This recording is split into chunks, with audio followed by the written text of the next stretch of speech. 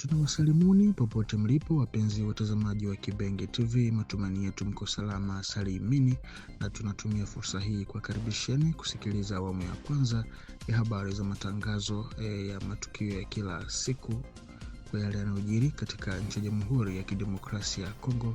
Leo tarehe 2 Machi mwaka 2026, na tutakwenda kuanzia huko mkoani Kivu Kaskazini katika wilaya ya Masisi ambako waasi wa M23 AFC warejea kudhibiti kijiji cha Katoi baada ya mapigano makali. Waasi wa muungano wa AFC M23 wamerejea kudhibiti eneo la Katoi Centre lililoko katika grupema ya Ufamundu ya pili katika wilaya ya Masisi mkoani Kivu Kaskazini hiyo jana Jumapili tarehe 1 Machi mwaka 2026 majira ya asubuhi. Kwa mujibu wa vyanzo kadhaa vya ndani vinavyokubaliana, mapigano hayo yalianza mapema alfajiri na kuongezeka hadi takriban saa 3 asubuhi. Mwishoni mwa mapigano hayo, wapiganaji wa Wazalendo waliokuwa wakishirikiana na FARDC waliripotiwa kujiondoa kuelekea maeneo ya pembezoni, jambo lililoruhusu waasi kurejesha udhibiti wa eneo hilo muhimu la kimkakati. Katoi ilikuwa imerejeshwa na muungano wa FARDC na Wazalendo takriban wiki moja iliyopita, hatua iliyokuwa imechukuliwa kama pigo kubwa kwa waasi.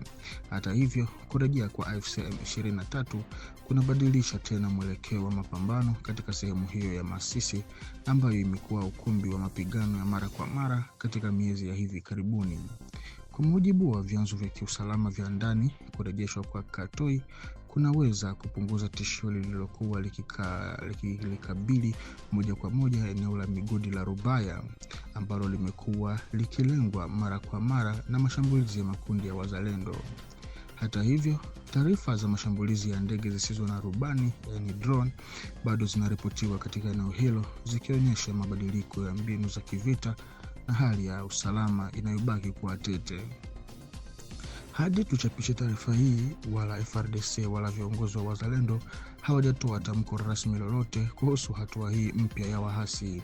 Maendeleo haya yanakuja siku chache baada ya kutangazwa kwa kifo cha msemaji wa AFC M23 aliyekuwa akihudumu katika eneo hilo, tukio linaloweza kuathiri mienendo ya ndani na operesheni za harakati hiyo. Ingawa waasi wanadhibiti tena kituo cha Katoi, vyanzo vya ndani vinasema wapiganaji wa Wazalendo bado wako katika maeneo ya karibu, hali inayozua hofu ya mashambulizi ya kulipiza kisasi na kuendelea kwa mvutano mkali katika sehemu hiyo ya Kivu Kaskazini. Na tukijielekeza moja kwa moja mkoani Kivu Kusini, mapigano mapya katika nyanda za Haut Plateau ya Minembwe. Mapigano makali yameripotiwa hiyo jana Jumapili asubuhi katika nyanda za juu za Minembwe kati ya jeshi la FARDC pamoja na wapiganaji wa Wazalendo dhidi ya muungano wa makundi ya waasi unaojumuisha Twirwaneho Red Tabara, FNL na M23 RDF.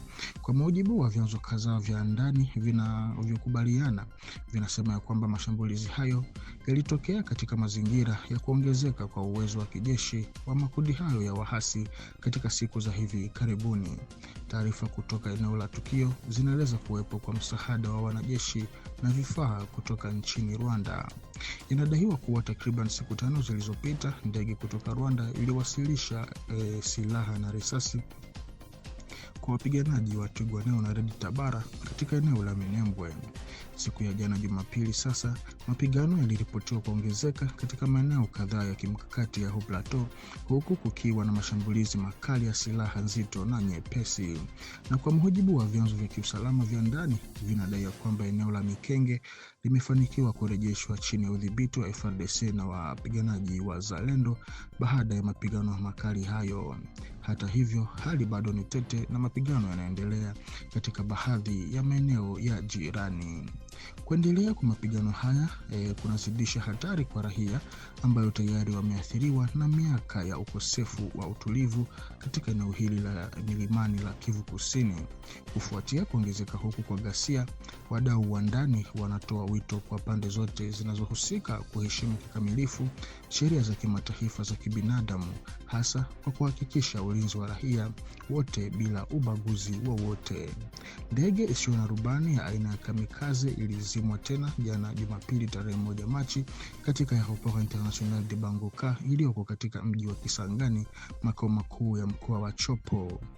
Kwa mujibu wa vyanzo kadhaa vya kiusalama, kifaa hicho kilinaswa na FARDC kabla hakijafikia lengo lake. Tukio hilo linadaiwa kutokea wakati shughuli za kiraia zilikuwa zinaendelea ndani ya uwanja wa ndege, hali iliyozua wasiwasi mkubwa miongoni mwa viongozi wa eneo hilo.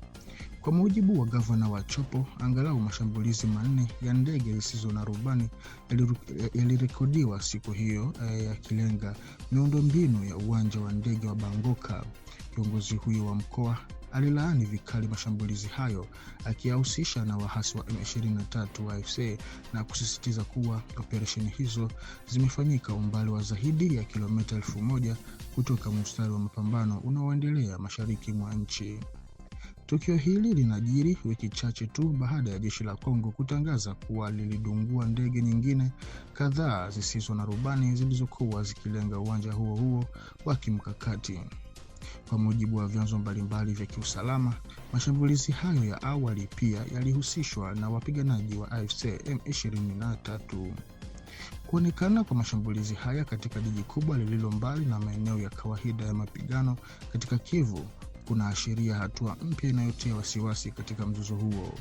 Hadi sasa mamlaka za kijeshi hazijatoa tathmini kamili kuhusu uharibifu wa mali au madhara ya kibinadamu, lakini zimesema kuwa ulinzi katika eneo la uwanja wa ndege umeimarishwa ili kuzuia jaribio lolote jipya. Serikali ya Jamhuri ya Kidemokrasia ya Kongo imewahimiza raia wake kuepuka safari yoyote kuelekea katika eneo la Mashariki ya Kati ya Moyen-Orient kufuatia mzozo wa usalama na hali tete iliyojitokeza hivi karibuni. Aidha, raia wa Kongo walioko katika maeneo yaliyoathirika na mzozo wanatakiwa kuwasiliana na mabalozi au ofisi za kidiplomasia za Kongo ili kupata taarifa za uhakika kuhusu maendeleo ya hali hiyo. Balozi wa DRC nchini Qatar alituma ujumbe kwa jamii ya Kongo walioko nchini humo akiwasihi wafuate kwa makini maagizo yote ya usalama yaliyopewa na mamlaka za Qatar. Ofisi hiyo ya kidiplomasia ilisisitiza umuhimu wa kufuata masharti ya kizuizi na maagizo rasmi ili kuhakikisha usalama wa kila mmoja. Tunaomba raia wote wa Kongo walioko Qatar wafuate tahadhari zilizotolewa na mamlaka za hapa. Inapendekezwa kujikinga, kuepuka madirisha na kupunguza safari zisizo na lazima, imesema balozi katika taarifa yake hiyo. Tahadhari hii inafanywa kama sehemu ya juhudi za serikali ya Kongo za kulinda raia wake walioko nje ya nchi na kupunguza hatari zinazotokana na hali tete ya usalama katika baadhi ya nchi za Mashariki ya Kati ama Moyen-Orient. Mamlaka pia zinawakumbusha raia umuhimu wa kuwa makini na matangazo rasmi na kuepuka hatari zisizo za lazima katika safari zao. Na kwa taarifa hii, mpenzi mtazamaji wa Kibenge TV, ndiko ambako tunakwenda kuweka nukta kwa awamu ya kwanza ya habari za matukio ya kila siku kwa yale yanayojiri katika nchi ya Jamhuri ya Kidemokrasia ya Kongo katika ngazi ya kisiasa, kidiplomasia na hata kiusalama pia. Na kwa kuzidi kuhabarika zaidi kutoka Kibenge TV, baki sambamba nasi hapa kwenye channel yetu ili ufaidi zaidi. Tukutane kwa majaliwa.